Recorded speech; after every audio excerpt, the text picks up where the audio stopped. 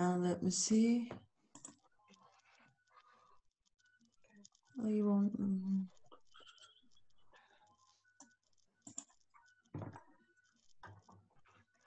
Okay, it's 12 o'clock. I think we can start and people will continue to come. Hello everyone, my name is SEDEF BUDAK. I am the founder and president of Turkish Women and Renewables and Energy platform. Today we will be speaking about women in wind industry. We have two important and valuable guests. Our first guest is JOYCE Lee. I know JOYCE about 1 year now, I think, from Women in Wind Leadership Program. I was also, and I'm still a mentor in the program. And she is representing here today the Global Wind Energy Council. She's the Policies and Operations Director, right, JOYCE? Mm-hmm. And my second guest is Ms. ALKIM. She is the Chief Strategy Officer of Polat Energy. Polat Energy is the biggest wind farm investor in Turkey. They have now about more than 800 megawatt in operation, onshore wind farm, and they continue to building it. And she is also one of the first women business contact I have ever worked in the wind industry. We know each other over 13 years now. So that's also another reason that I invited her today. Yes, people are coming, so we can start. I would like to give the first word to JOYCE. Could you please tell about yourself, JOYCE? Sure. So let me just put my screen up as I begin my presentation. And just let me know if that's showing up for everyone. Yes. Okay, great. So good morning or good afternoon, everyone. I'm very excited to join you all today to speak about the global picture of gender diversity in the wind energy industry. First, to introduce myself, JOYCE Lee. I'm Policy and Operations Director at the Global Wind Energy Council, or GWEC, and I'm also the manager of the Women in Wind Global Leadership Program. A special thank you for all of you for excusing my using English during this presentation, and I know that requires everyone to use English during this webcast. I don't speak Turkish, but I'm very honored to be here and joining you today. And I do sort of feel that I'm on a Turkish workday these days. I'm based in Hong Kong, but I'm trying to also work with my colleagues in Europe. So I start a little bit later in the morning in Asia, and I end a little bit earlier in the evening in Europe, and somehow I end up along the Turkish workday. So I'm very happy to be here today. I'm going to be providing an overview of what the Women in Wind Global Leadership Program is, and then I'm going to be speaking about the state of play for gender diversity in the global wind sector. Then I will be discussing various gender-related barriers, and I'm sure some of these will be very familiar, and then some recommendations for going forward. So very briefly, for those who are encountering GWEC for the first time, GWEC is a trade association which represents wind power worldwide. And our work focuses mostly on emerging markets for wind. That's primarily in Latin America, Asia, as well as Africa. And this is also reflected in the global footprint of the Women in Wind program. So as a trade association, we add value to wind markets in a variety of ways, from building capacity for representation to shaping positive policy environments directly with government. And among our association partners around the world is the Turkish Wind Energy Association, or TWRE. Yes. So, so we can say that Global Wind Energy Council is an organization above the policies, above the countries. It's an independent organization, right? Yes, yeah, it's a nonprofit. We're based in Brussels, but we work in those emerging markets and in those continents I mentioned. And in order to build capacity, we partner with local associations on the ground. So in Brazil with Aviolica, and in Turkey with TWRE. Mm-hmm. So how your career started in the GWEC? When you started, and how you found it fascinating to work in the wind industry? Yeah, so I've been with JUEC for a year plus, and it's really been baptism by fire because I wasn't a wind specialist to begin with. I was working in political risk in the energy sector for a large consultancy in London. And I mean, the pathway was pretty organic because I was working on more and more energy projects, and I was also looking for a career which was compelling to me on a social impact value So measurement. you were already in the renewables, and it's not something pop up suddenly. I mean, you were already doing something related to the renewable energy, and you would like Yeah, as part of my consulting role, I worked on a variety of projects. Some of them concerned energy and renewables, some of them concerned the conventional sector, and some concerned other industries altogether, like telecoms. Yes, thank you. You can start sharing if you like. I will give the word to the ALKIM Hanım in the meantime. And yeah, the same question, ALKIM Hanım, could you please tell about yourself, how your career started in wind industry? And yeah. Yeah, okay. Good afternoon, everyone. It's a pleasure to be here. And thank you to TWRE to create this opportunity for us. We are going through hard days, but these webinars are really a great motivation for the female workers in the industry. My name is ALKIM, and I work as a Chief Strategy Officer in TWRE Energy, which is the largest wind energy investor in Turkey. My interest in wind energy actually started while I was studying in a university. I'm a graduate of Middle Eastern Technical University Department of International Relations. And there we had some courses on energy politics, like the political economy of oil and gas, the energy policies of rentier states in the Middle East, or the role of energy in the policymaking in, for instance, Caspian region. And I was very drawn to this issue, and I decided to focus on energy politics in my later education and also in my career. So with a scholarship of the Turkish Education Foundation and British Council, I went to the United Kingdom, and I found the opportunity to focus on the role of energy in the policymaking of the states. Despite this focus of interest that I have, I couldn't find the opportunity to directly start my career in the industry, unfortunately.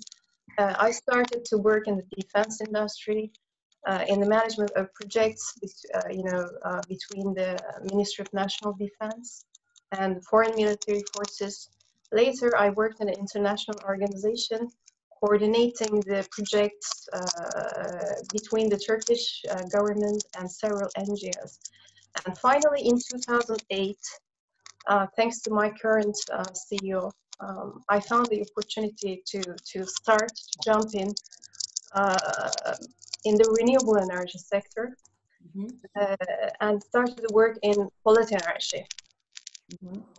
Yeah, it was the actually booming time for the wind industry, for renewables in general, because previously, to be honest, I wasn't very much interested in renewable energy, because in Turkey it was almost non-existent, apart from large hydros, it wasn't like today.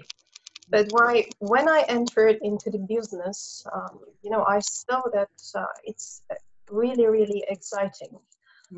The first renewable energy law was issued in 2005 in Turkey.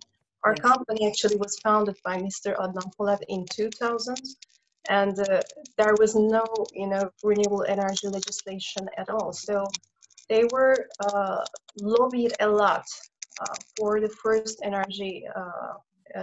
renewable energy law, and finally achieved in 2005. And then we started our investments. So I saw all the phases of the development of wind energy, or renewable energy in particular, in Turkey. And in political energy, I found the opportunity to specialize in wind energy, not only in the legislation or policy making part of it, but also in other aspects like project development, project finance, construction management, and other technical issues. So today I work as the chief. All the progress, all the way from when we started, probably it was only 100 megawatt. Now it's more than 8 gigawatts, so 8,000 megawatts in operation. 600 megawatts actually. When I started, it was 15 megawatts. The company had just one wind power plant under operation, but very quickly we established a lot of wind parks actually, and today we have a portfolio of 600 megawatts. We also started to invest in solar as well. Thank you. I am going back to Joyce. So we know we met during this Women in Wind Leadership Program, Joyce. I wonder, I mean, how did you come up with this idea, and what was the purpose behind it? Is the program really working? Could you please enlighten us about the program, please? Sure. And if maybe I'll abstain from sharing the presentation if it's more discussive. Yes. I stopped because otherwise we all looking very small, and I want to see our participant too. Yeah, sure. No, that's understood.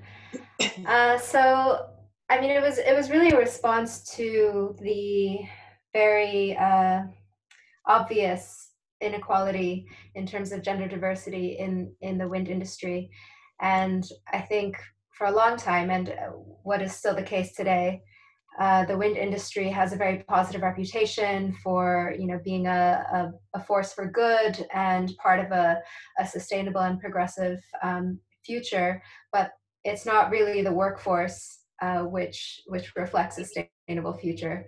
So we partnered with the Global Women's Network for the Energy Transition, and we wanted to launch a multi-dimensional program that would work on several different levels to increase and support gender diversity in wind. So JOYCE and GWNet launched it last year in April. And really the aims are multifold. So on an individual level, we aim to engage with women one-on-one and nurture the next generation of female leaders in wind, working with them on personal and career development topics.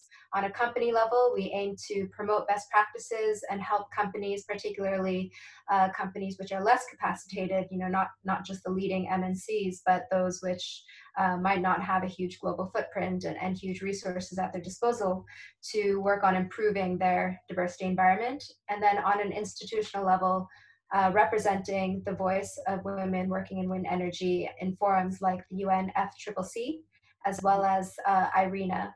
So just on those last 2 points, we submitted last year a statement to the UNFCCC on the role of gender mainstreaming in climate change adaptation frameworks. And then with IRENA, we're really proud of this. We partnered with them at the end of last year to conduct a first of its kind global survey of what the representation looks like for women in wind. And that's both on a kind of absolute terms, how many women are working in wind globally, but also what's the breakdown of their roles, their seniority within the industry. It was very good survey, and we also shared the results in our network. And I remember that in global, all over the world, the women working in the energy field, the conventional and the renewables, is just almost 20% only. But for the renewable case, it is about 38%, but it is still not equal. It is still low. Yeah, so for wind, it turned out to be around 21%, which is lower than the conventional oil and gas sector, which is around 22%. And then for renewables globally, it's 32%. But of course, that could be explained, and there's a note in our report with IRENA, which includes some caveats and limitations. That could be explained by the renewables sector survey, including distributed energy, so kind of household scale solutions, which Yes. you know, might be easier to deploy on an individual basis. So having more women involvement that way. So I really think when we talk about professional services, it's actually closer to that 2022 mark. Our recent updates in the unlicensed energy production legislations, including the hybrid and the distributed system. Turkish government is also promoting, supporting the house owners, you know, the end users, to build and operate their own energy production units. I mean, especially rooftop projects up to the 10 kilowatts, and also a bigger scale, but mostly rooftop or the building or the, you know, the waste management and everything actually. So yeah, within the support for the for such a distributed system program, then I'm also positive that there will be much more women involved in the wind and also other renewables industries. Yeah. I would like to go back to ALKIM. Could you please also tell about Polat Energy investments and, you know, the policy in between the companies, how you foresee the Turkey markets, and also later the employment policy about the gender equality? Yeah, sure. Polat Energy, as I mentioned, was founded in 2000 by Adnan Polat to invest only in renewable energy in Turkey. And after the legislation has been issued, we started our investments. And today we have around 600 megawatts of operational power plants. In our portfolio, we have 4 wind parks. 2 of them are 2 of the 3 largest wind parks in Turkey. The largest one is Soma power plant with 288 megawatts of installed power. This is the largest in Turkey. And we also have a wind park in Kırşehir, Geycek wind park with an installed power of 168 megawatts. This is the third. We have 2 others in Balıkesir and Izmir. And last year we have also commissioned our first solar park in Niğde. It's a licensed operational power plant at the moment, a Cingıllı solar farm with an installed capacity of 26 megawatts. So overall, we generate around 1,600 gigawatts hours of electricity annually, and for the moment we are the biggest wind investor in Turkey. So in terms, if I talk about the market, you know, the Turkish wind installed capacity increased quite rapidly. We started well, but for the future there is a big, you know, unclarity about the future of the market, because we achieved all these investments thanks to a good feed-in tariff that we had. But you know, this is going to end by the end of this year, and we don't know what we will expect for future. This is not explained at the moment. So the future of the sector in Turkey really depends on the decision of the policymakers about the level of the feed-in tariff, also the currency of it. It's important. And the continuation of other incentives, such as, you know, we had an incentive on local content, and we had other incentives like discounts from the system usage fees or, you know, land rents. These are, all of them are very helpful. And we have a long way to go. Okay, we came up to a point that I think today we're a bit over 7 gigawatts in Turkey. It's not bad, but it's not enough, because the target of the government in Turkey actually was to reach 20,000 megawatts in wind in 2023. Today we can say that it's not possible to reach this capacity, but still we have to do our best to achieve the maximum amount of installed capacity in wind every year. And the key for it is to define the good feed-in tariff. It can be lower from today, but defining the level correctly and also its currency will create a difference. Yes, thank you. ALKIM Hanım, I think the voice is coming from your microphone. Okay, let me change position. Could you please speak again? Okay, is it better now? Yes, but slightly better. Yeah, thank you very much. Okay. Thank you very much. Sorry. Okay. It sounds like one of us is typing, but none of us is typing. That's why I'm just checking. Okay. Yeah, Okay, I have this problem. Sorry for that. No problem. Joyce, so within the Women in Wind Leadership Program, how many women you reached out till today? How was the result of last year, and I mean, how it's going this year?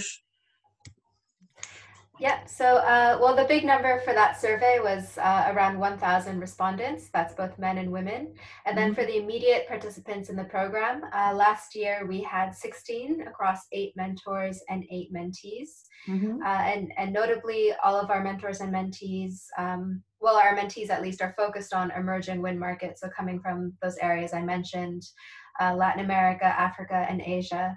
Yes. This year we have 15 mentees and 15 mentors, including one mentee from Turkey who's working at DNV-GL in Turkey. And I mean, that's just for immediate participation. We also have other components of the program, such as webinars, where we introduce senior voices in the wind industry to speak about their domain of expertise. And that way we can engage more women and introduce them to the group.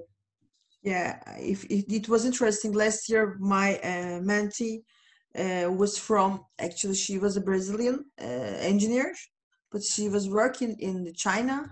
In China, yeah. One of the biggest wind turbine manufacturers. She was the wind energy assessor. So it was very interesting that we had a few months of, I mean, we are now become friends. But before, when I was trying to do mentoring to her, it was very interesting because it was like very, very global connection. And you know, at the end of the day, we are experiencing similar things, similar. I mean, hard things, and even mobbing. Everything is similar. It doesn't matter which country you are.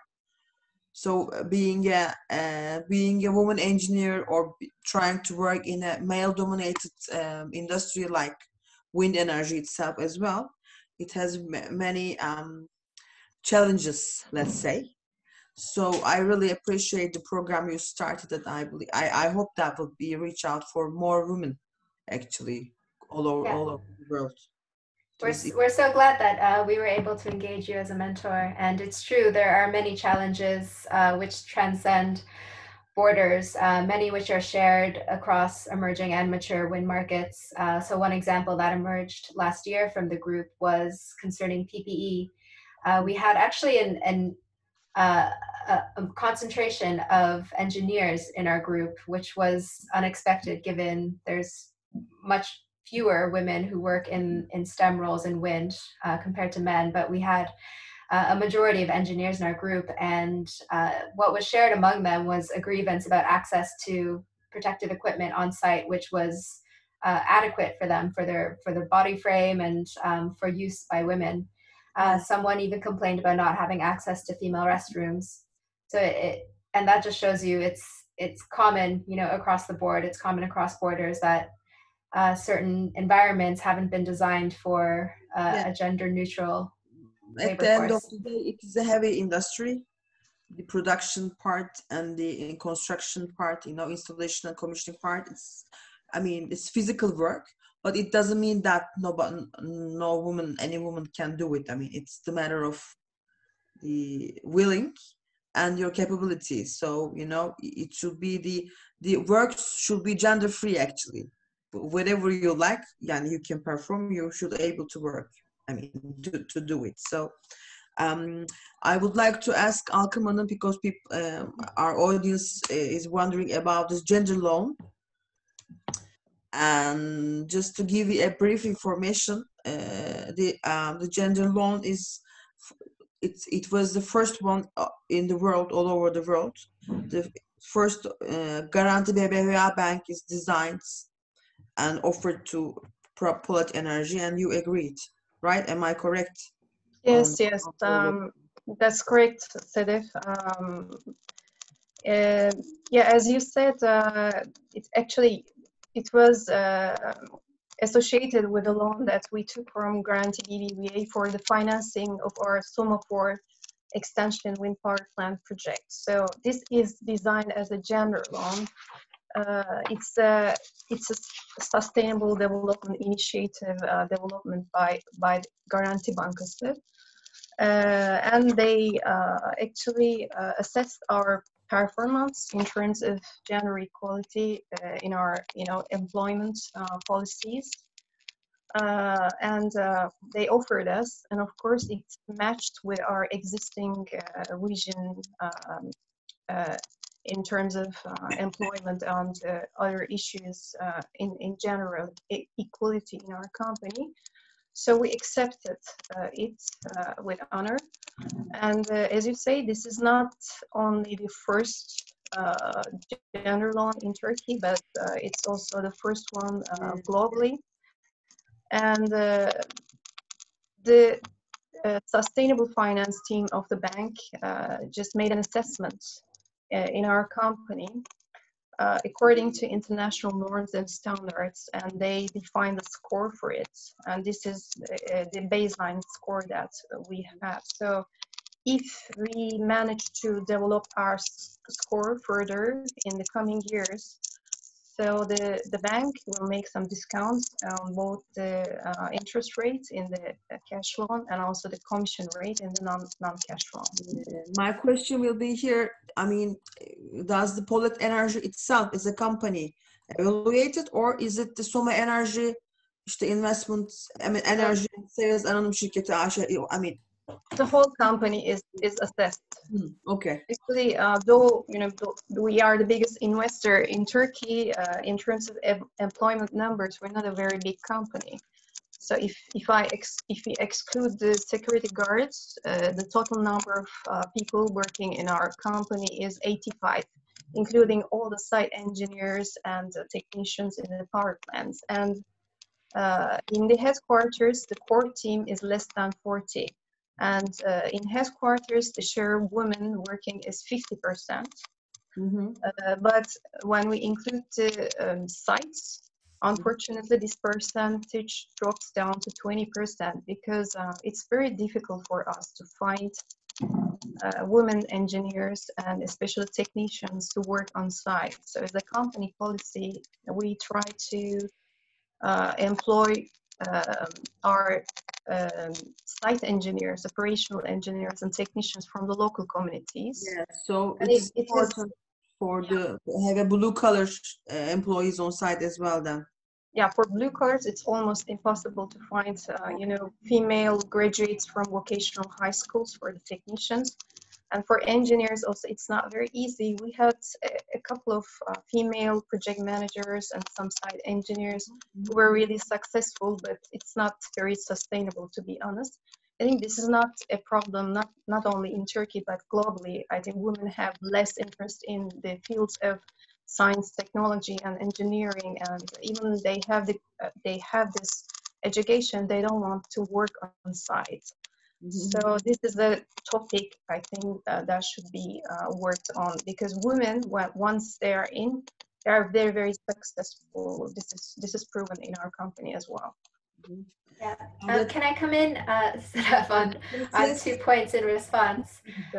So first on the gender loan, I think that's really interesting, and I think that also speaks to the larger trend of the gender dimension in ESG, which is starting to pick up now. I mean, for a long time, ESG has been about, more of the E part of the formula, environment, because it's a bit harder to quantify performance on a gender basis, isn't it?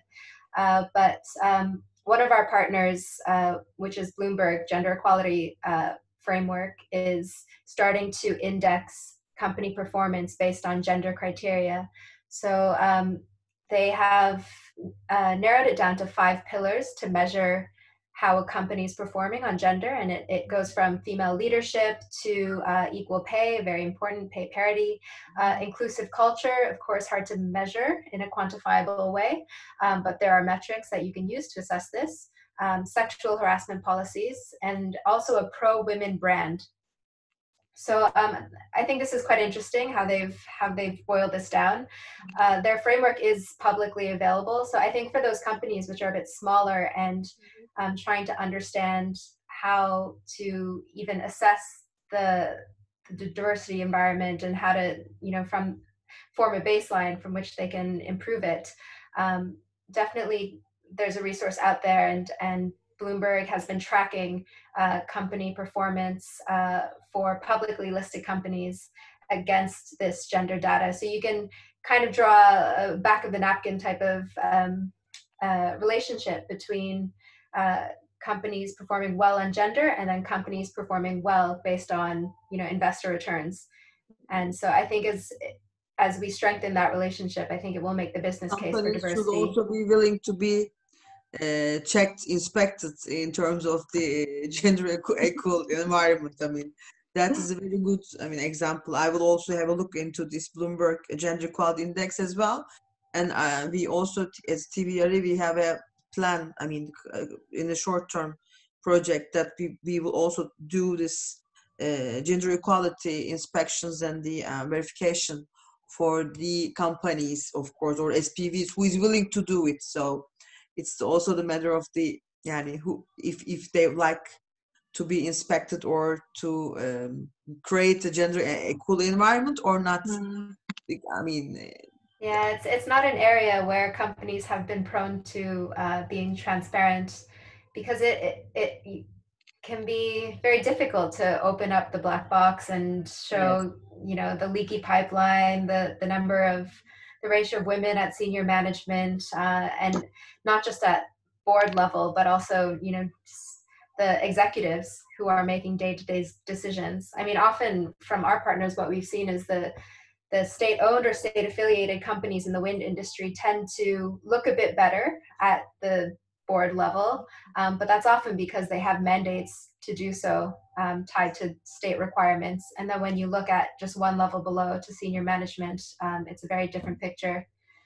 So and also sustainability reports, that's normally the big companies, in the stock market companies, they're launching every year.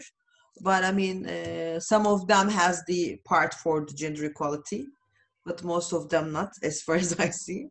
And just to clarify for our audience about the gender loan algorithm, as far as I read and I understood, when the bank, evaluating the company, they are checking the return rates after the birth, right? Yeah, and there are any different mobbing issues, can you please a bit identify some of the major topics that you have been also inspecting?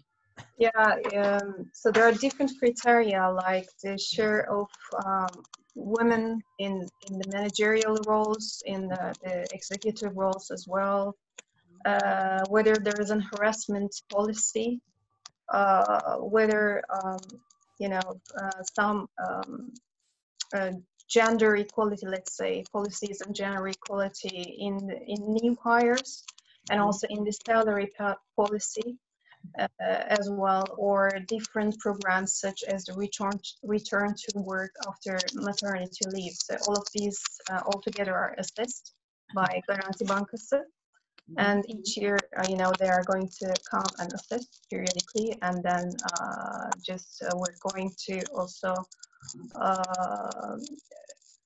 know about ourselves. So it's a good motivation where we are careful in applying these principles, but in this sense, it's good to be inspected. So you are always trying to focus on this topic. You don't have nothing to hide if it's transparent. If you are transparent, it's okay. I mean, you don't have. Of course, we have to. Yeah. We have. Yeah. Yes. On this perspective, I believe, as you said, that's a strong.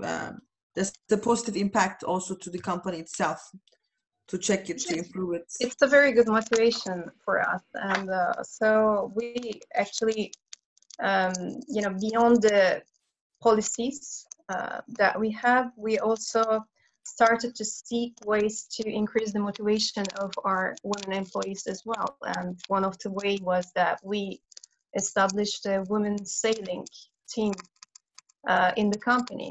Actually, it was SEDEF, it was you and TWRE who introduced us to sailing last year. So SEDEF invited us to the team of sailing, team of TWRE in the Mermaid Cup, I think, which was the one and only women's sailing championship organized in Turkey. Yeah, we established the sailing team. Yeah, it was very nice. Yeah. So some of our employees participated in the sailing team, and despite they had a very short preparation time, the team won the fourth place against their experienced competitors, and we enjoyed this experience very much. And then we realized that it's going to be a great team building exercise, and also will be a good motivation for our female employees. So we established the company sailing team. Mm-hmm. And the team members are only women. So in this sense, I think it's the only company sailing team in Turkey, which is consistent only of women. Energy, you are the one. Yes, you are the only one. In other sectors, there are few of them. Yeah. Okay. But, in the energy sector. Yeah, it was a good practice, and to show also the sector that what women can achieve, to decide to practice and to attend.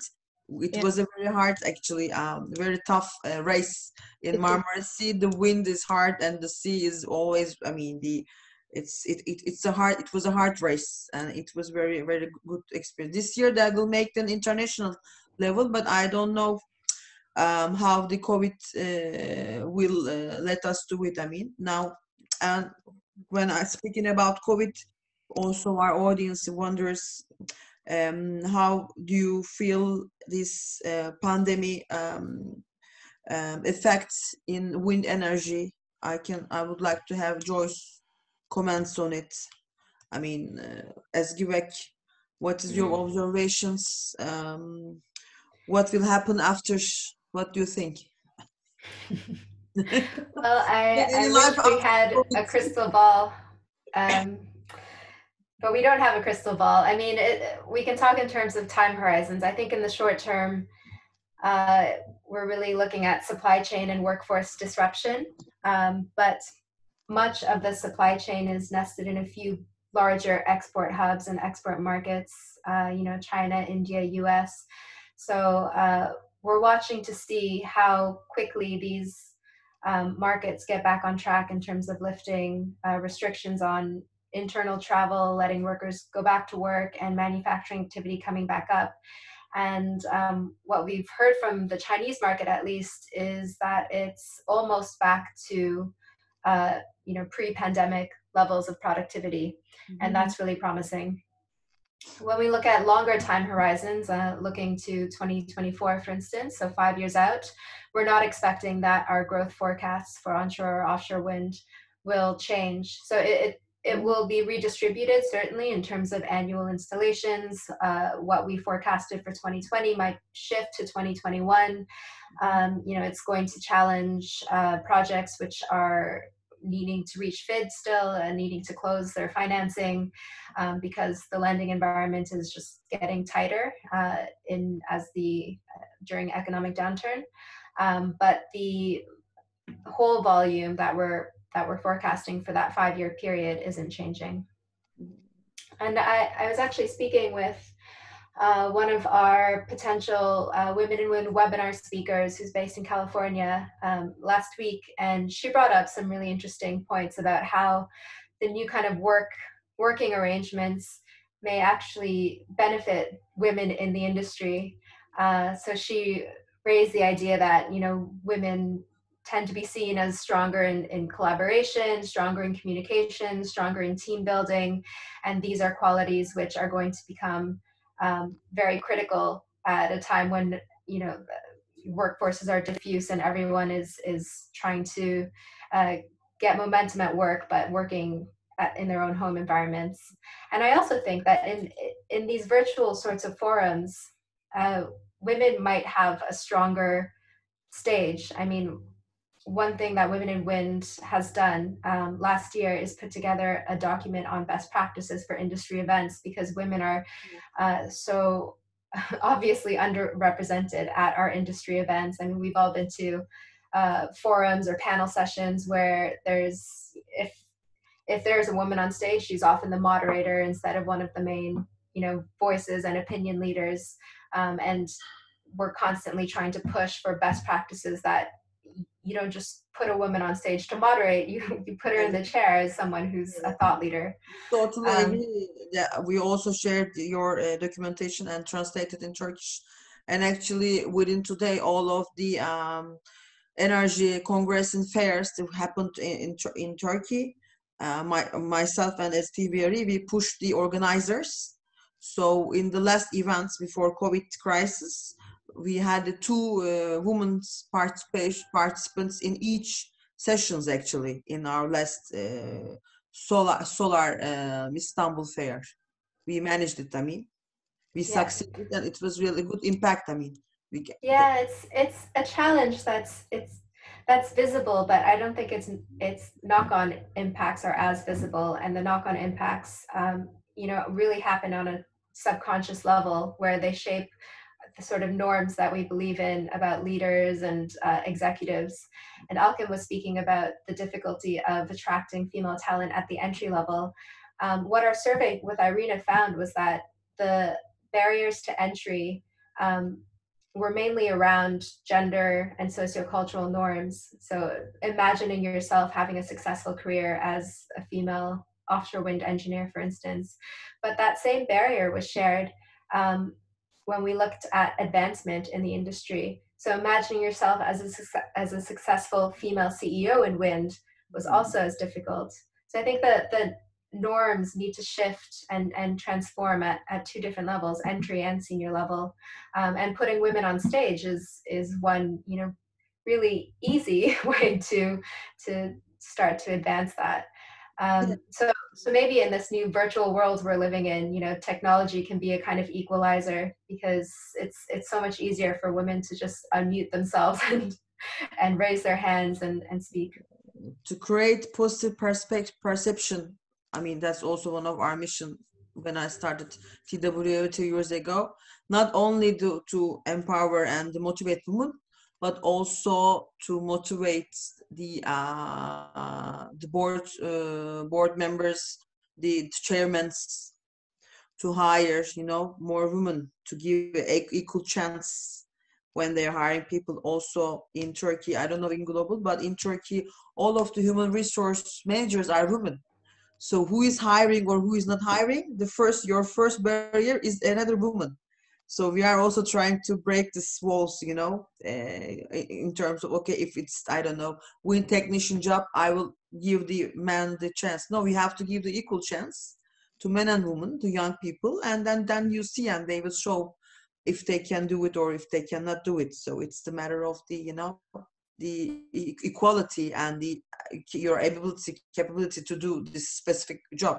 So first you have to give them an equal equal chance, then people will show if they succeed or not. But yeah, we are trying to really break these walls.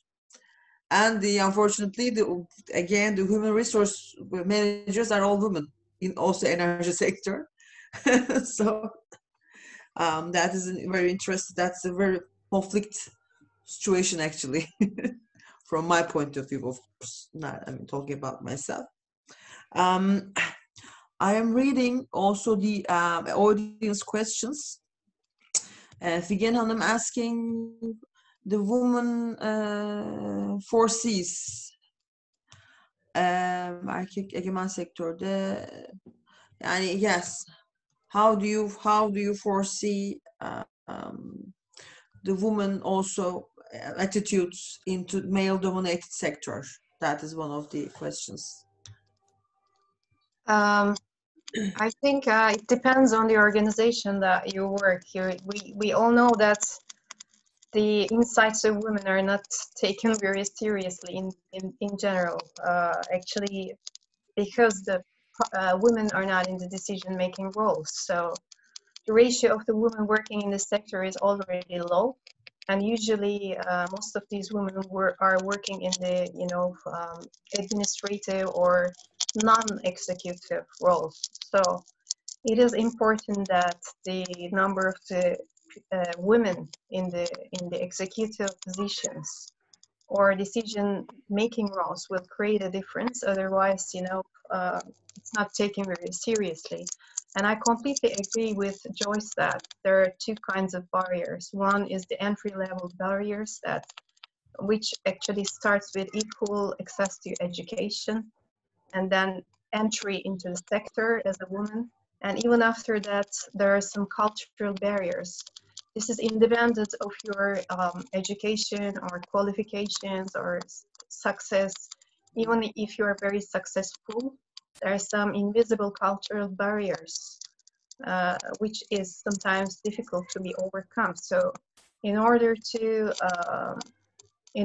overcome this, I think all sector players, not only the companies, but also the non-governmental organizations, professional organizations in the wind industry, and also the public itself, the public institutions, the policymakers, decision makers, should just first realize the problem and then take some actions to increase the number of women working in the industry. Now we are all going through very difficult days, you know.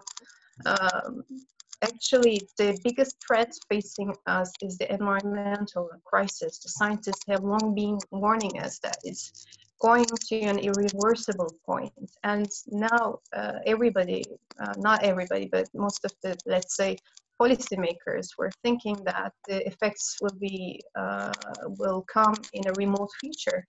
But now, today, we are living it.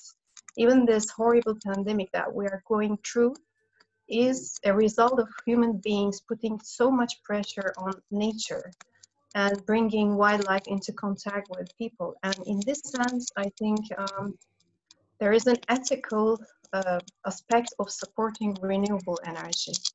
And transition to a low carbon economy is often associated with a just system in terms of gender equality as well. But this is not supposed to be the case. This is not necessarily will be the case if the sector players will take an active role in doing this transition, a just transition. So all stakeholders, I think, have some roles and responsibilities for that. And the women by nature are more sensitive to environment. So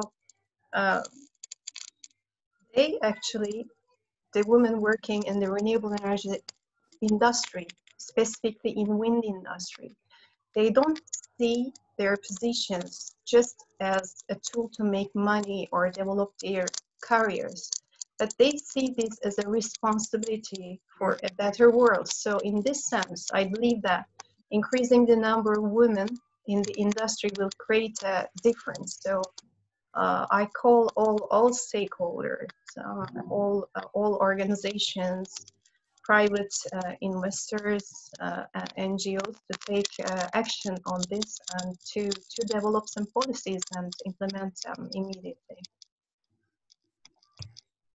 Yeah, I think ALKIM made some really strong points. And I think when we talk about diversity within this discussion, there's always a kind of tension around how much do we dwell on fairness as a driver for diversity, because it's such a basic fundamental principle, but clearly the argument is not compelling enough to change ratios and representation. So we had to make, as a program, a conscious decision to move away from the whole narrative about gender justice and look more at the business case, because there are lots of really strong evidence-based imperatives to increase women's participation in energy. So for instance, there's a study that found governments who have parliaments with a higher proportion of women are more likely to ratify environmental protection treaties. In investment, multiple studies by private consultancies as well as public bodies like the UNDP have found that gender responsive design within investment mechanisms provide a higher rate of return. So this is the kind of, I think, discussion that will really change things, because the kind of equal opportunity is so important. But to get through to the kind of boardroom level, I think we need to show the business case. And then to the question about culture and how to transform the industry to be more inclusive, it's a big one, and I don't think there's any sort of magic formula out there, nor is there a sort of a set of policies which are going to fit universally every market, because as we've spoken about already, there are different cultural practices and expectations and norms which are going to change the environment from country to country. But one thing that we're very keen on is senior management buy-in. So ensuring that at a company you have a top-down commitment to diversity, and that can translate into both hard and soft tools. Hard tools like gender quotas and gender targets, as controversial as those can be, they are effective, and policies which encourage work-life balance, ensure flexible working, particularly in markets where women are the primary caretakers for families. And then also soft tools, so ensuring that you are mainstreaming gender lenses, gender perspectives in business strategies and business outreach, in your marketing, in your company's branding, as well as in your HR, and ensuring that management at different levels have been trained in terms of unconscious bias and understand what sort of barriers women and men on their team may be facing. Because often, I'm sure we've all experienced a situation where you have a really great manager, and when that manager leaves the team or leaves the company, the culture leaves with them, and they have an outsized impact on setting the right tone and the right language within working practices. But it really has to be mainstreamed in order to ensure that when a great senior female leader moves on from a company, all of the gender inclusivity is not leaving with her. So you can say that the DNA of the company should be changed. Within the doing some projects, or having the gender equal managers, or the boss. But plus, when somebody leaves, it has to be integrated already in the company. So they will continue to have a gender equal environments for all men and women. So at the end of the day, it's not only the woman rights, it's also the all human rights, for the equal pay, equal rights, the equal career, equal chances. And again, I'm saying again and again, but yeah, the job doesn't have the gender. It's the work doesn't have the gender. Whomever could do it can do it. You can be a wind technician, you can climb on the top of the wind tower, and you can work in the installation or commissioning. But the matter is, you want to do it, but somebody has to hire you to give you a chance to start to work in this specific field. I don't think we have any wind. I think maybe we have one or two wind technicians, ALKIM in Turkey. I really don't know. I never saw a female technician. I hope there are some. Not all, not full time, but some of our members, or they're trying to be wind technician. One of our members, she's now doing the, second degree on the electrical technicians, to be Very electrical. good. I hope the number increases, but yeah. So overall, actually, this transformation should start with men, because at the moment, executive roles are usually held by men. So. For instance, it's very, very important that a high-level executive supports gender equality. For our company, we are very lucky that both our founder and CEO, supports his women employees, even stating that they prefer to work women instead of men, which is very rare in Turkey, and also rare in the industry, which is a male-dominated industry, as you know. So we're lucky in that respect, but most of the companies are not like that. So actually, a transformation first should start with the men. I think they should be somehow convinced.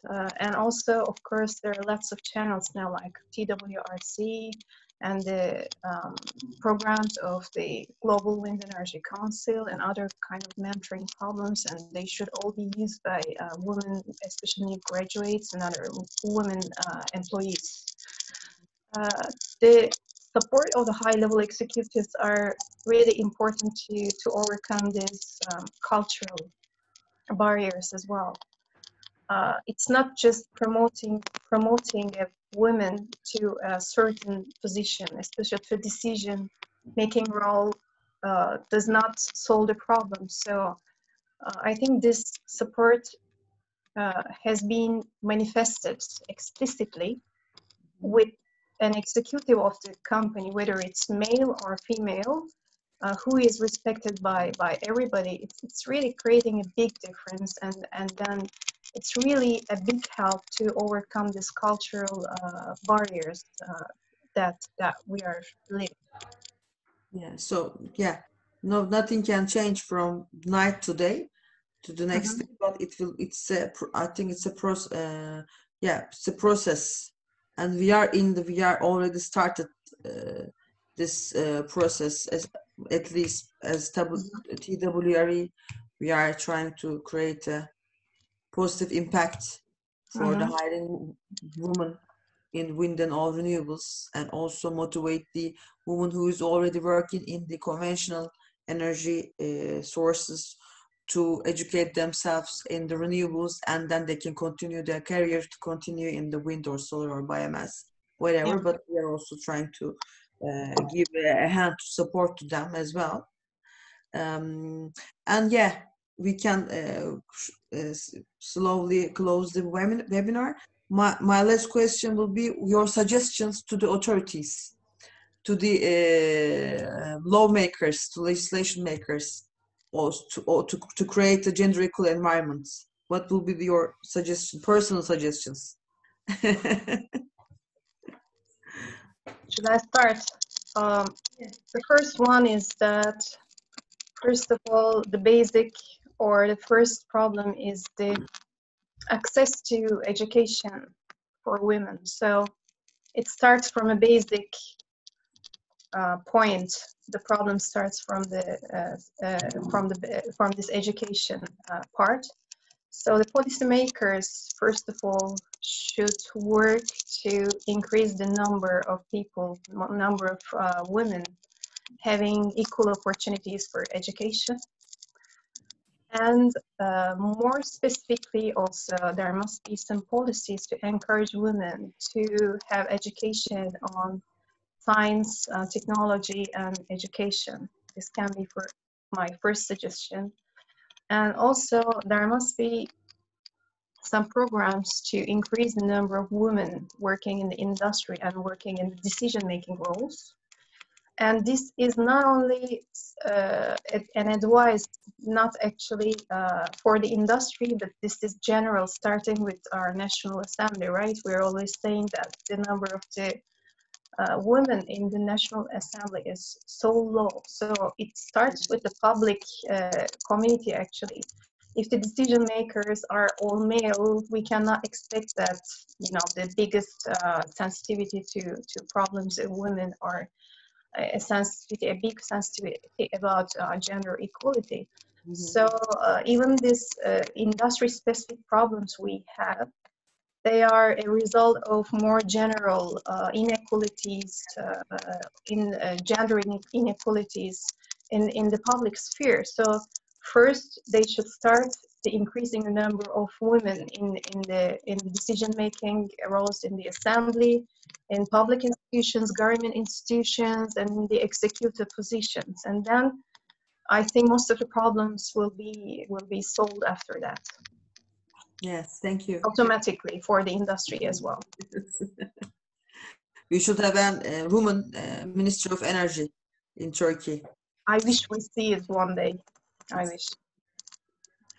Yes, Yeah, I wholly agree with ALKIM's proposals, and gender mainstreaming is a really important one, putting more of a lens on gender dimensions in all kinds of policy frameworks, not just in terms of your future workforces, but also when you're looking at system flexibility or building a public transport system that works for everyone, applying a gender lens.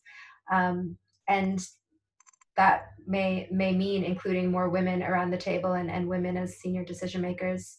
My two other suggestions would be ambition and investment. So on ambition, I mean, setting high targets for including more women into the sector. In the UK, the offshore wind sector deal, which has become a kind of flagship industry, public-private product guiding offshore wind globally. So this sector deal, I think, was remarkable in its gender targets because it's targeting more than 40% women participation in the offshore workforce by late 2030, it might be 2037 or 2040.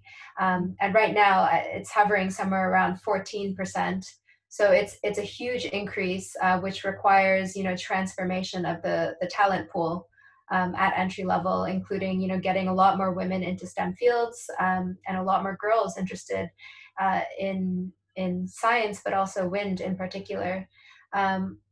It's still unclear whether this target will be met, but just the fact of setting high, lofty, and laudable target, I think sends the right signals to industry, and also makes wind, a really competitive and progressive workforce too.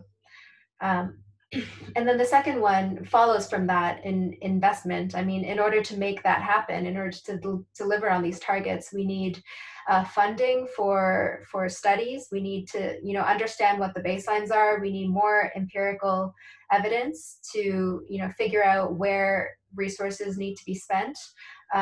One big kind of gray area right now is the nexus of gender and ethnicity. So going back to that sector deal, there's still unclear data about the Black and minority ethnic representation within the wind industry, let alone within women in wind. And then investment in campaigns too. So campaigning at different levels, particularly at girls and teenagers, to get them interested in science and wind. Mm-hmm. Yes, I totally agree with you, and that is something. Our habits, the decision makers, and the public visibility of the woman and the decision making woman visibility will also create an effect. And yeah, for especially in the, again, I'm going back to the ministry. I mean, Ministry of Energy or Market Regulatory Authority. Maybe there are women working, we know, but it should be much. They will make women as a spokesperson, maybe, when they're announcing something. It's again connecting to the guide you published for the congresses and the fairs. It's all connecting to each other, and yeah, that's not only the matter of the ambitious, but plus the investment onto the gender equal workforce. So yeah, I am checking if there are any other questions. No. Thank you for the participation, ladies. It was very nice and honored to have you both. We will put the video on our YouTube channel as well. For the audience who missed the webinar can watch from there later. And we will continue to promote the Women in the Wind Leadership Program in Turkey as much as possible. And we could also create a subdivision for ourselves in the Turkey as well for the mini mentoring and mentoring program. We are doing it, but it's not like a published program yet. So for any other questions, you can email us and we can forward to Joyce and ALKIM. Thank you very much for the participation. Thank you very much. It was a pleasure. Thank you. Thanks for having us. Thank you. Thank you. Bye. I hope to meet you in the face-to-face after COVID. Maybe we can make a women convention in Istanbul. Yeah, it would be great. I hope so. I hope it becomes. Something to look forward to. Thank you very much and stay safe, everybody. Appreciate it. Thank you very much. Bye-bye. Bye-bye.